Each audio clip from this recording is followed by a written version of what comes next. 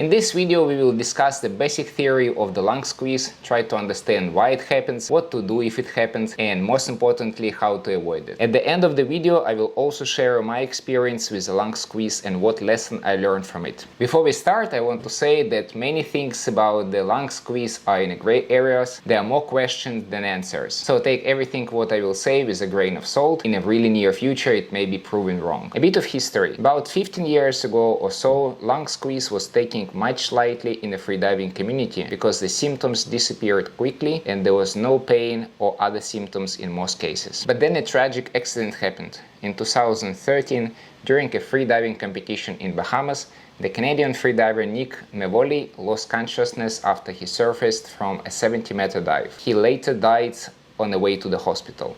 The leading theory is that it happened because Nick had a history of lung squeezes and his lung tissue was not in a good shape. That was a horrible accident, but it also was a wake-up call for the freediving community that we need to start treating lung squeezes more seriously. A short theory will help us to understand why and when lung squeezes happens. When you fully inhale, the amount of air in your lungs is called total lung capacity, or TLC. When you exhale fully, forcefully, the amount of air left in your lungs is called residual volume, or RV. RV is about 20-25% from TLC, meaning the lungs can get smaller 4 or 5 times compared to their maximum volume, and this is the smallest size our lungs can get. If we look at the depth pressure chart, we will see that the lungs would be compressed 4 or 5 times around 30-40 meters depth. Lung squeeze happens when you dive below residual volume, which means below 30-40 meters.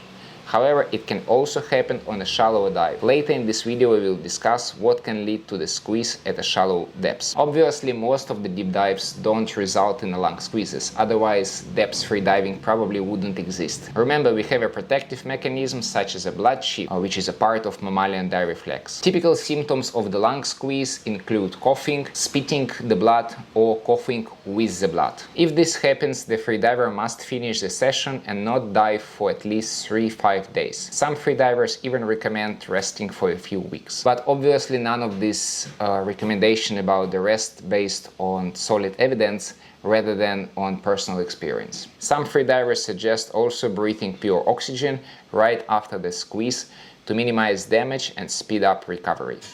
After the recovery, the freediver should start with a much shallow depth and progress with the depth slowly and cautiously. I also want to say a few words about the recovery process itself. When freedivers are out of the water, they must avoid intense thoracic stretching and activities which lead to intense breathing. Some factors can also increase the risk of the lung squeeze. The risk of the lung squeeze are exhale diving, no warm-ups diving, stretching at depths, lack of flexibility, dehydration or overhydration, valsalva equalization, and a strong urge to breathe. Also, high blood pressure can increase the risk of the lung squeeze.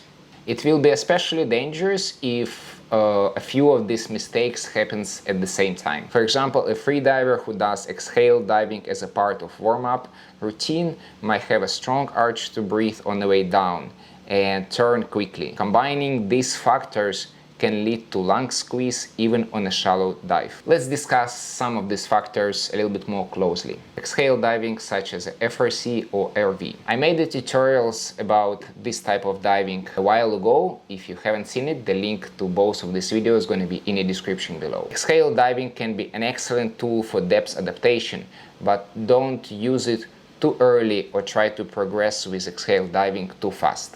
No warm-up dive. This strategy may be great for high-level freedivers with years of experience, but dangerous for beginners or intermediate freedivers. Lack of flexibility.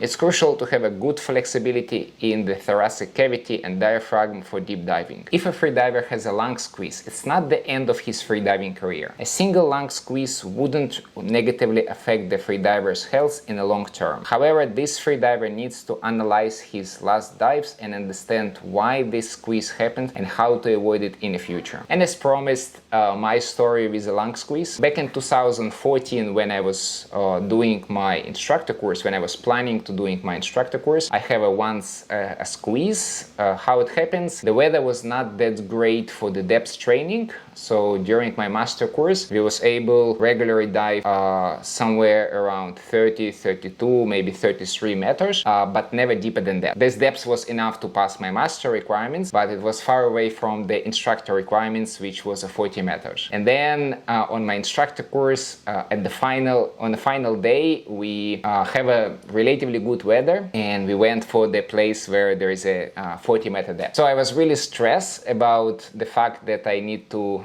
progress from 32 to 40 meters in one day, and I think this is what messed up my diving. On the way down, I had the early contraction. I think my equalization was not that great. I think I have urge to breathe, etc., etc. So after the dive, I reached the surface without the blackout, and everything was nice at the beginning. But a few minutes later, I start coughing a little bit, and then when I spit, then there was a tiny amount of blood. Right, so there was a lung squeeze. So obviously I didn't like it, and I tried to understand why it happens and what I can do to avoid it in the future. In my case, the answer was pretty obvious. Don't try to progress that fast. Don't try to jump from 32 to 40 meters in one single dive. So this was my lesson. Since then, I'm progressing only like 1 meter at a time, and not obviously at all my dives, right? So this is why it was a good lesson for me about slow depth adaptation. To summarize, the lung squeeze should not be part of your freediving journey. However, it can happen. Many freedivers dive extremely deep and never have lung squeezes. However, there are many other much shallower freedivers with a history of lung squeezes. While it's true that some freedivers have more tendency to the lung squeeze than others, following the safety rules can help to avoid it in many cases. And if you also want to avoid the lung squeeze, I would highly recommend to follow these rules. Do as many warm-up dives as you feel you need it. Over time, you can decrease it naturally. Work on your thoracic flexibility. It will help to minimize the risk of lung squeeze. If you have an urge to breathe on the way down, turn and begin your ascent. Improve your flexibility and CO2 tolerance before attempting a deeper dive. Progress with depth as slowly as possible. Learn how to do frenzy equalization and constantly work to make it better. And if you want to learn or improve your frenzy equalization, check out this video.